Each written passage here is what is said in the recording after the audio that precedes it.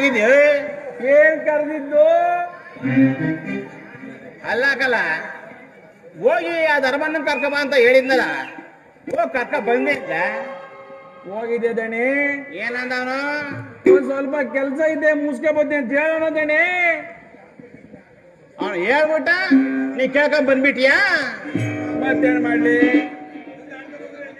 ನಿನ್ಗೆ ಹೇಳಂದಲ್ಲ, ನನ್ನ ತಕ ನಾನೇ ಹೊಡ್ಕೋಬೇಕು.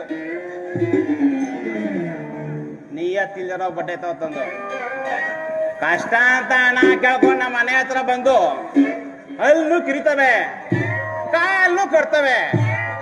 ಹೇಳ್ಕಳ್ಸರೆ ಬರಂಗಿಲ್ಲ ನೋಡಿ. ದಣಿ, ನೀವು ಧರ್ಮಣ್ಣಂಗೆ ಹಣ ಕೊಟ್ಟಿದ್ದೀರ ನಿಜ, ಅದು ಗೊತ್ತಿರೋ ವಿಚಾರನೆ. ಆದ್ರೆ ಸುಮ್ಮನೆ ಏನ್ ಕೊಟ್ಟಿರ್ವಲ್ಲ, ಅವನ ಅರ್ಧ ಭಾಗ ಆಸ್ತಿ ಬರ್ಸ್ಕೊತಾನೆ ದುಡ್ಡು ಕೊಟ್ಟಿರೋದು ನೀವು. ಹೇಗಾದ್ರೂ ಮಾಡಿ ಅರ್ಧ ಭಾಗ ಬಾಕಿ ಇದೆ, ಅದು ಬರ್ಸ್ಕೊಬಿಟ್ರೆ ಬಿಡಿ. ನೀ ಹೇಳೋದು ಸರಿನೇಕಲ್ಲ, ನಾನು ಅದನ್ನೇ ಯೋಚನೆ ಮಾಡ್ತಾ ಇರೋದು.